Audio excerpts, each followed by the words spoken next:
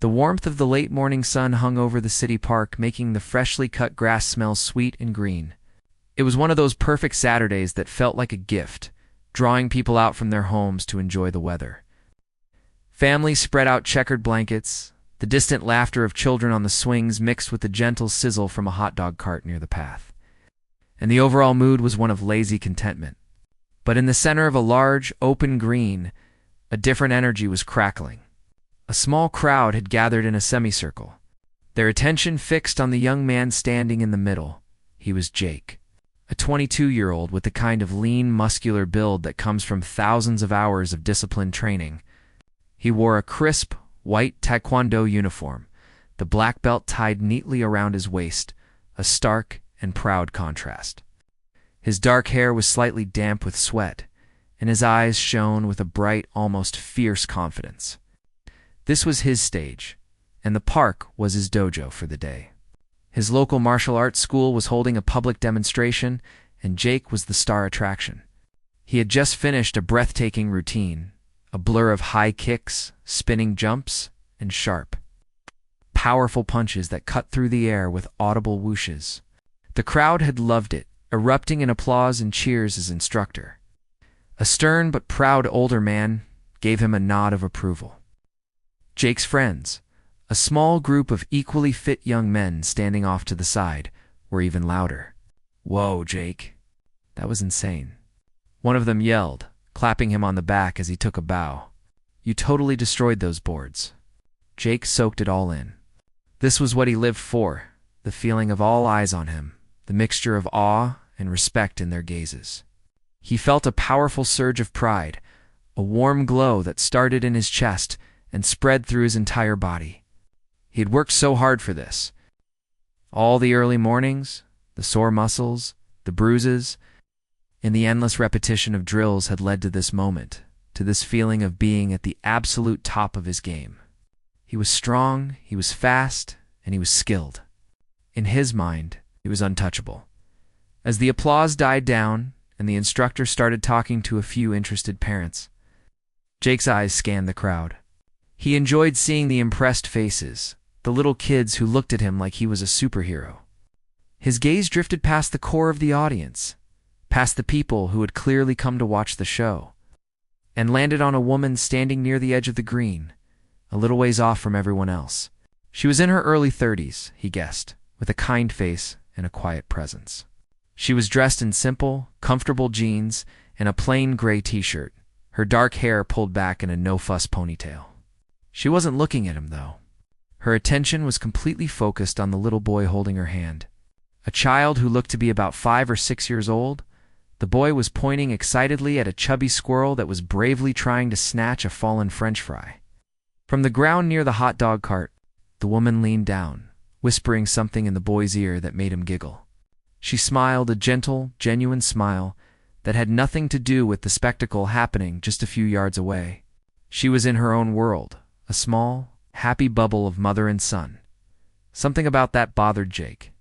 He couldn't quite put his finger on it.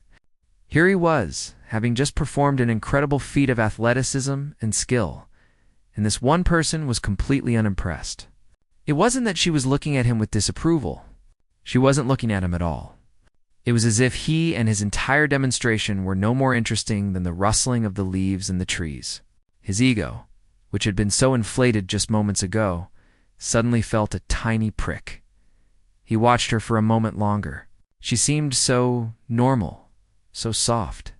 There was nothing about her that suggested any kind of physical prowess. She looked like what she probably was, a mom, enjoying a day at the park with her kid. To Jake and his friends, who lived and breathed competition and strength, she looked like the definition of harmless. And in his cocky, youthful mind, that made her the perfect target for a little fun. A way to keep the energy going. To get one last cheer from the crowd before the event really wound down. One of his friends, noticing where Jake was looking, nudged him with a sly grin.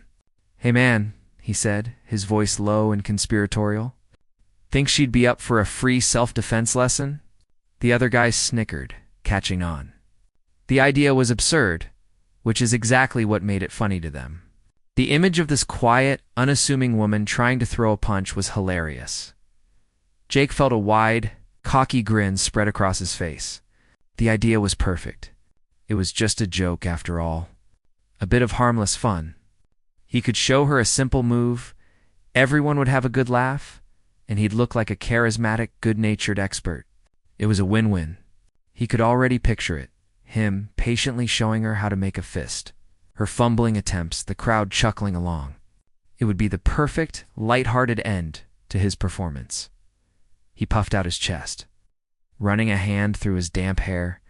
The sun felt good on his skin. The cheers of his friends were music to his ears. He was Jake, the black belt, the performer, and he had just found his final act. With a confident swagger in his step, he began to walk across the grass, directly towards the woman who had dared to be unimpressed. Completely unaware of the humbling lesson that was about to unfold, the walk from the center of the green to the edge of the crowd felt longer than it was. With every step, Jake's confidence seemed to grow, solidifying around him like an armor.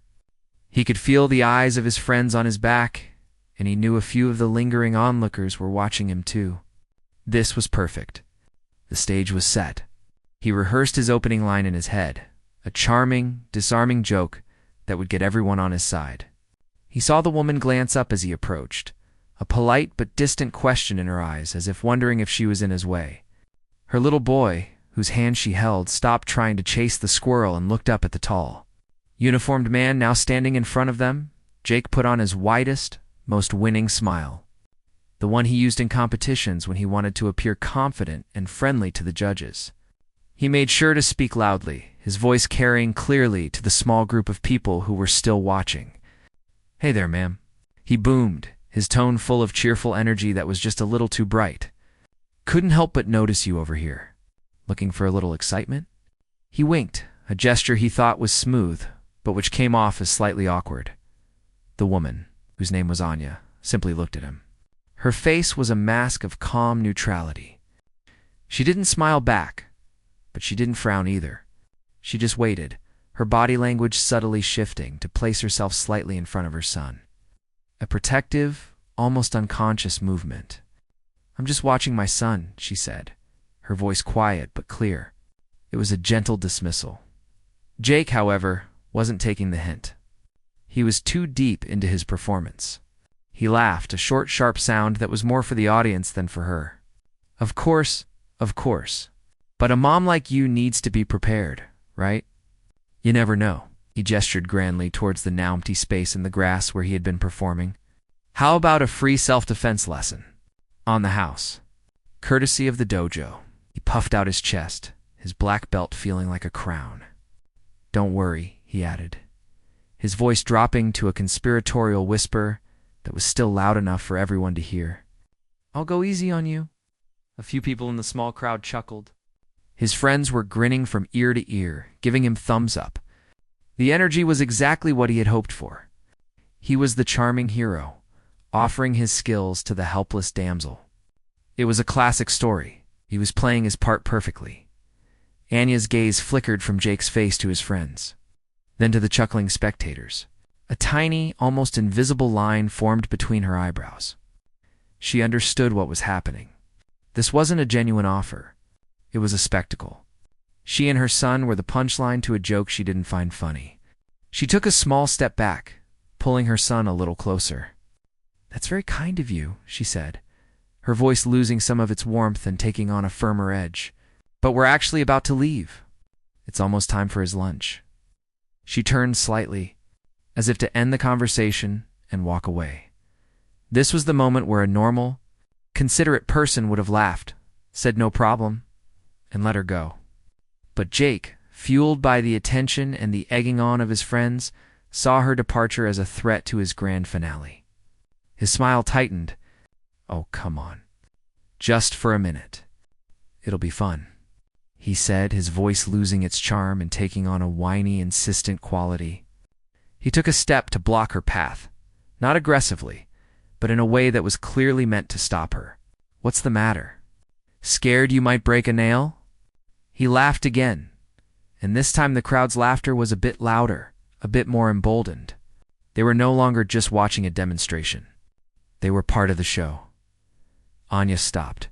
She looked down at her son, who was now staring up at Jake with wide, uncertain eyes. He could feel the tension in the air, even if he didn't understand the words. She saw the flicker of apprehension on his face, and something inside her shifted. The annoyance she felt was quickly being replaced by a cold, clear resolve. She had tried to be polite. She had tried to leave. But this young man, in his arrogance, was not going to let it go. He was cornering her, not physically, but socially, turning a private moment with her child into a public joke. She looked back up at Jake, and for the first time her eyes met his directly. There was no fear in her gaze. There was no anger.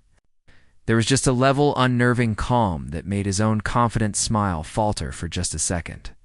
He saw something in her eyes that he couldn't quite read, something that looked a lot like assessment, as if she were studying him. The crowd fell silent for a beat, waiting to see what would happen. Jake's friends looked at each other, their smirks fading slightly.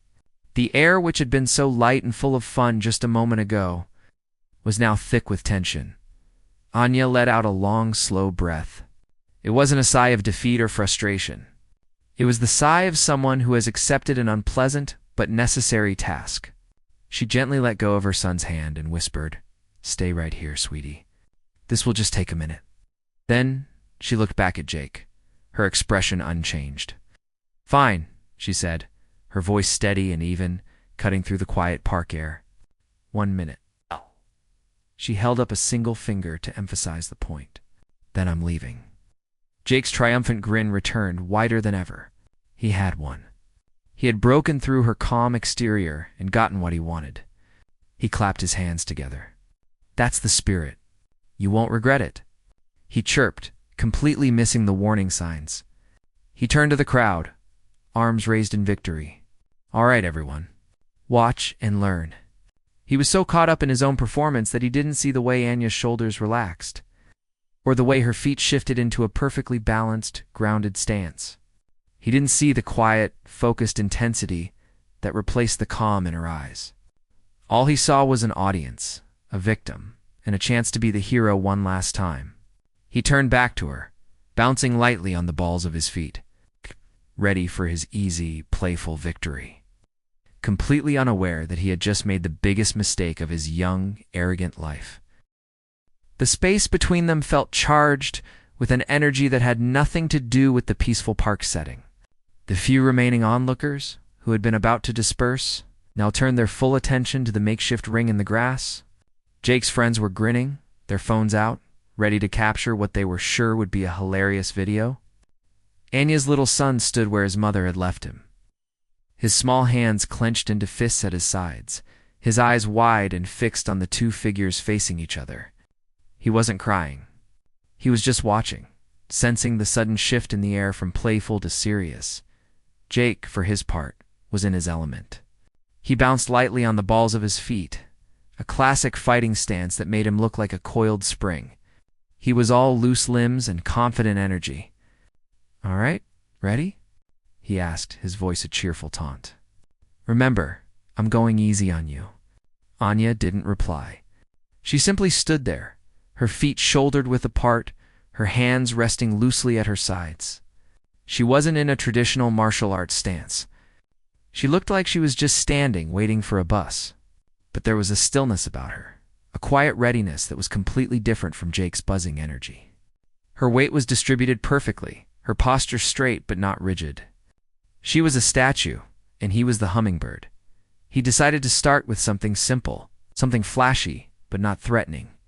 He lunged forward, throwing a quick jab towards her shoulder. It wasn't a full power punch. It was more of a tap, a way to start the game, but his fists never connected. Just as it was about to touch her, Anya tilted her shoulder ever so slightly. The movement was tiny, almost imperceptible, but it was enough. Jake's fist slid past her, hitting nothing but air. He stumbled forward a half step, caught off balance by the lack of impact. He recovered quickly, laughing to cover his surprise. "Oh, you're quick," he said, turning it into a compliment for himself. "Good! This will be more fun." The crowd chuckled along with him, assuming he was just playing around. He came at her again, this time with a bit more speed. He threw a combination of left jab, followed by a right roundhouse kick aimed at her side. The kick was his signature move, a blur of motion that had shattered countless boards. It was meant to be a showstopper. But as his leg whipped through the air, Anya didn't try to block it or duck under it. She took a single, smooth step backwards, pivoting on her foot just enough so that the entire force of his kick passed in front of her. The gust of wind from his leg rustling her ponytail. It was like she had simply opened a door and let his attack walk through it. Jake's foot slammed into the empty space where she had been a second before. He had to hop awkwardly to keep his balance, a flush of annoyance creeping up his neck. This wasn't going as planned. She wasn't flinching, she wasn't panicking, she wasn't even looking scared. She was just there. And then she wasn't. It was incredibly frustrating. The crowd's laughter was a little quieter this time. A few people exchanged confused glances. This didn't look like a joke anymore. It looked like a skilled man who was unable to touch a woman who wasn't even fighting back. Jake's ego began to bruise. His smile tightened, and the playful light in his eyes was replaced by a competitive fire. He stopped treating it like a game and started treating it like a challenge he had to win. He abandoned his flashy shove techniques and went for pure aggression. He unleashed a flurry of punches and kicks, a storm of limbs aimed at her from every angle. He was a whirlwind of white fabric and determined grunts, but Anya remained the calm eye of that storm. She didn't retreat in a panicked scramble. She moved with an economy of motion that was mesmerizing to watch. A slight shift of her head to let a punch sail past her ear. A small step to the side to avoid a knee strike.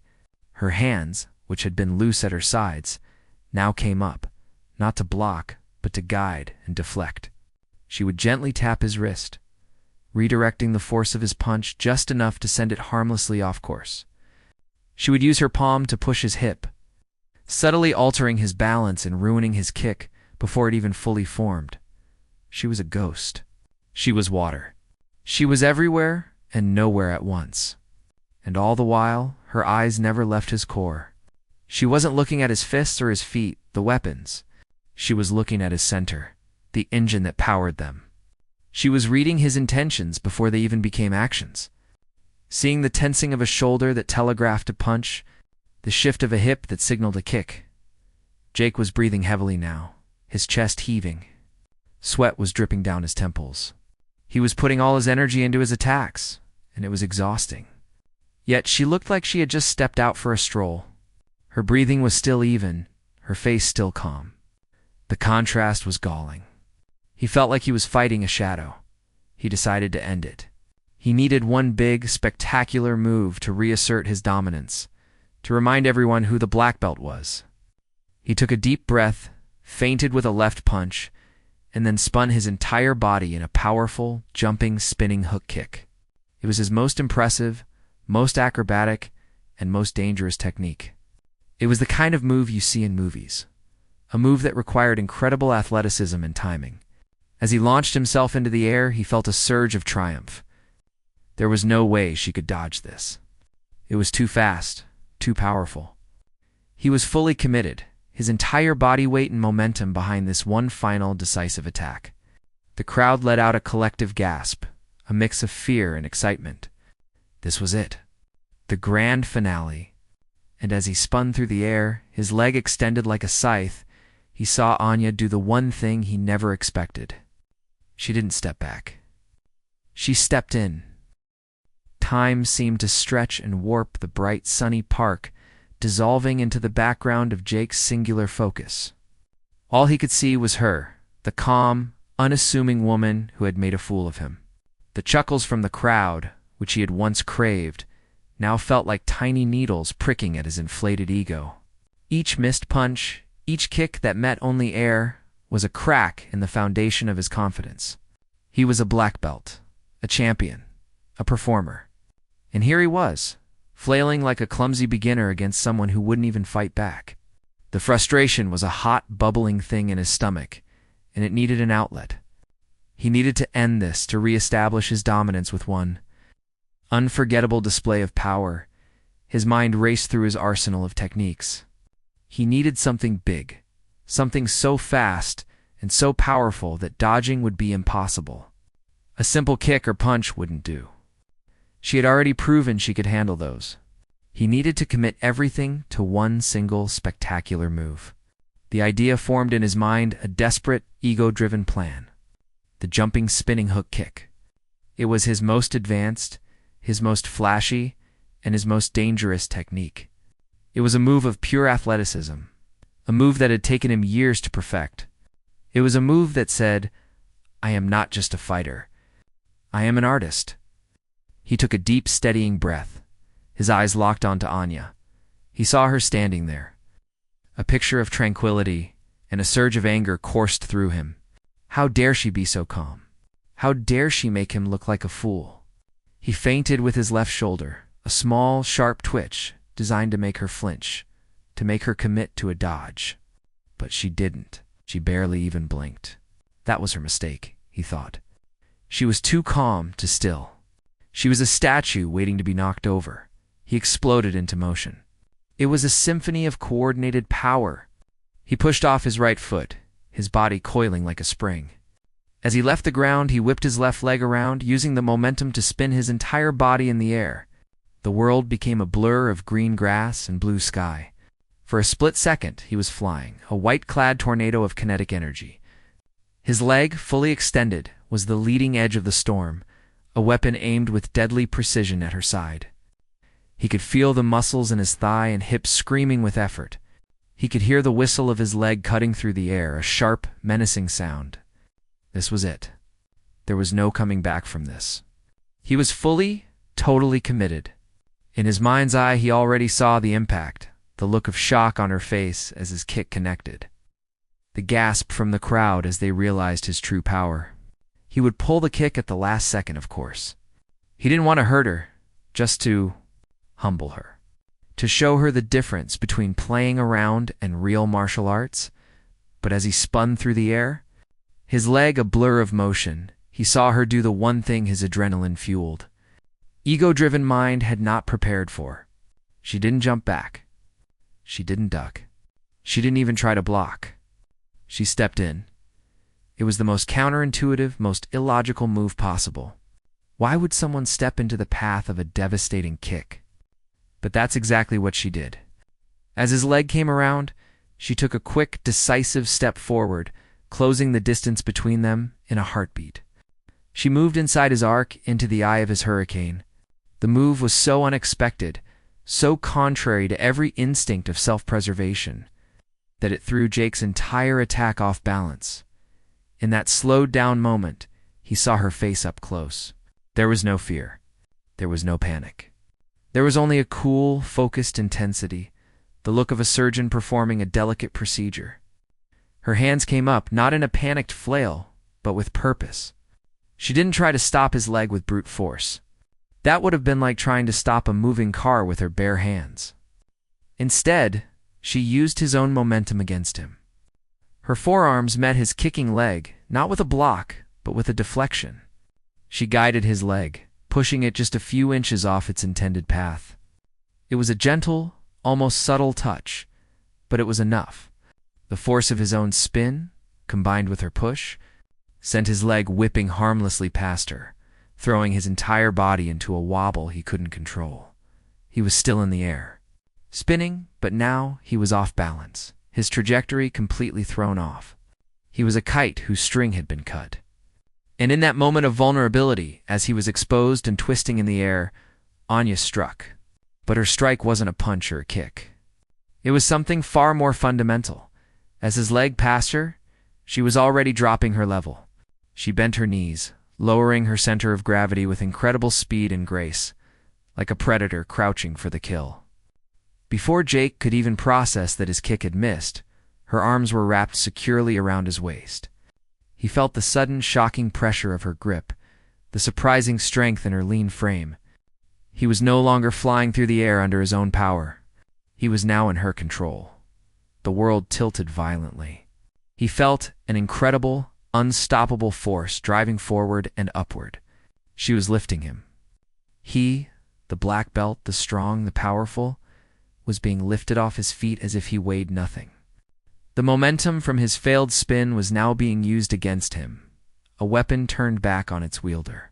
He felt a moment of pure, unadulterated shock, his mind struggling to catch up with the reality of what was happening. This wasn't supposed to be possible. Then came the impact. It wasn't a gentle fall. It was an explosion. He was slammed onto his back, onto the grass with a force that stole the breath from his lungs. The air was forced out of him in a painful, audible hoof. His head snapped back, hitting the ground with a thud that sent stars dancing across his vision. The world went silent for a second, replaced by a high-pitched ringing in his ears.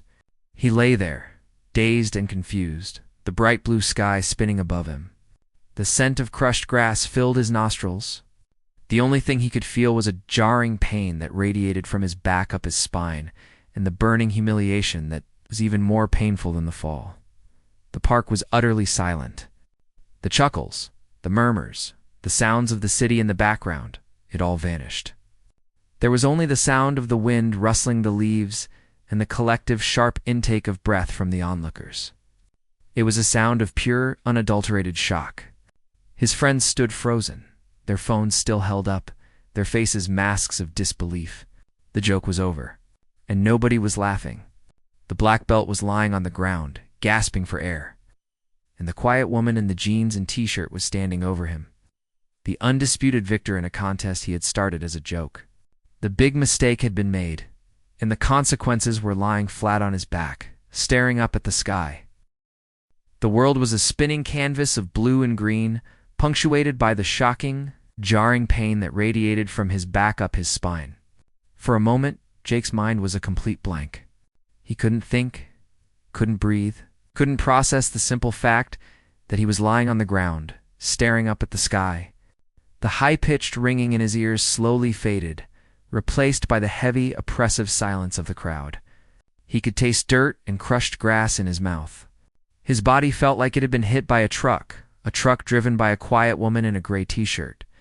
The sheer impossibility of it all was the most painful part. His brain was screaming in protest, refusing to accept the reality his body was feeling. He tried to move, to push himself up to get back into the fight, but his limbs felt like they were made of lead. Before he could even gather the strength to scramble away, a shadow fell over him, blocking the sun. He blinked, his vision slowly coming back into focus. Anya was standing over him, her expression still as calm and unreadable as it had been from the beginning. There was no triumph in her eyes, no anger, no smugness. There was only a quiet, focused efficiency that was somehow more terrifying than any display of aggression. She didn't give him a moment to recover. With a fluidity that seemed to defy gravity, she dropped down, her knees pressing firmly but not brutally onto his shoulders, pinning him to the ground. The pressure was just enough to let him know that struggling would be useless. He was trapped. His training, all his years of learning how to escape from holds, how to fight from the ground, vanished from his mind. He was like a student on his first day, completely out of his depth. Her hands moved with a surgeon's precision. She didn't waste a single motion. One of her hands secured his wrist, while her other arm snaked under his elbow, her hand gripping her own bicep. She then placed her leg over his face, her thigh pressing gently against his neck, and began to lean back. Jake's eyes went wide with a new kind of fear as he felt the pressure begin to build in his elbow joint. It was an armbar, one of the most basic and most effective submissions in all of martial arts. He had practiced it hundreds of times. He had applied it to others, but he had never been in one himself. Not like this. Not so fast, so inescapable, so perfectly executed. It wasn't a sharp, sudden pain.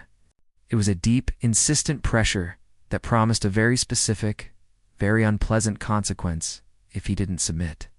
It was the feeling of his own joints being turned against him, his body's own limitations being used as a weapon against him. He could feel the ligaments and tendons in his elbows stretching to their breaking point. Panic, cold and sharp, began to creep in. He was completely and utterly at her mercy. The black belt, the symbol of all his skill and strength, felt like a flimsy piece of cloth tied around his waist. It offered him no protection, no advantage. It was just a reminder of how far he had fallen. He looked up at her, his vision partially obscured by her leg. Her face was close to his now, her calm eyes looking down into his panicked ones. The world around them had ceased to exist. There was no crowd, no park, no friends. There was only the two of them, locked in this final, humbling pose.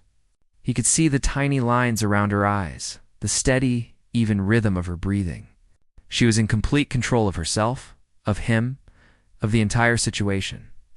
And then she spoke. Her voice was the same quiet, steady tone she had used from the very beginning. But now it seemed to carry the weight of absolute authority. It cut through his panic and his pain, a simple, direct question that hung in the air between them. Yield. The word was so simple, so polite. It wasn't a taunt. It wasn't a command. It was a question. And in that moment, Jake knew there was only one answer.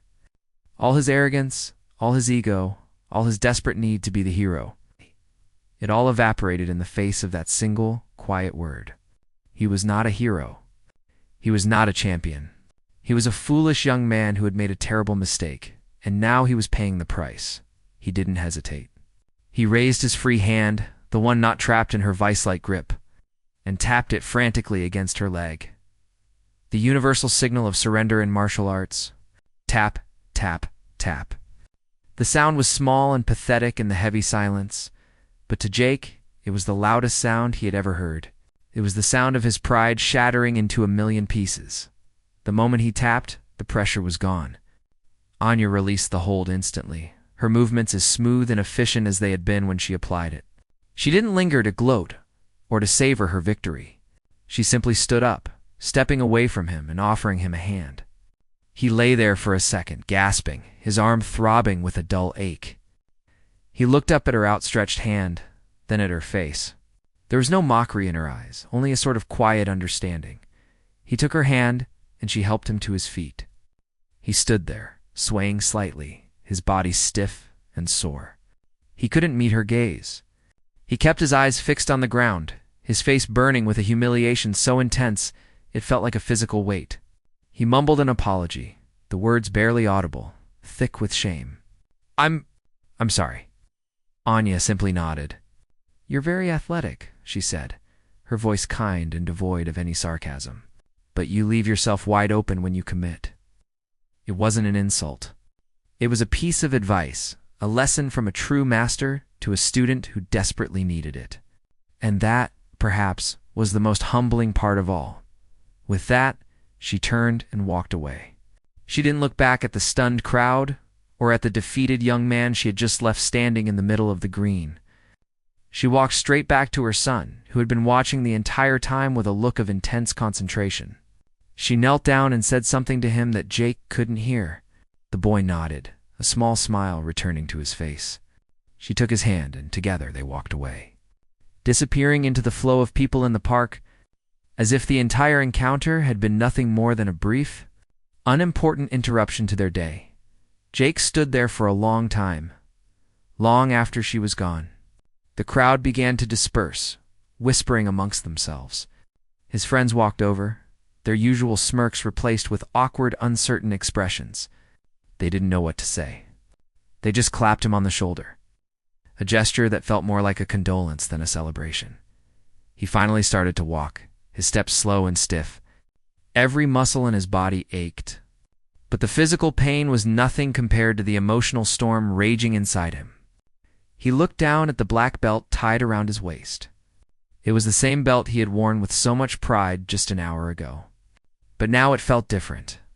It felt infinitely heavier, a symbol not just of skill, but of a lesson in humility he would never, ever forget.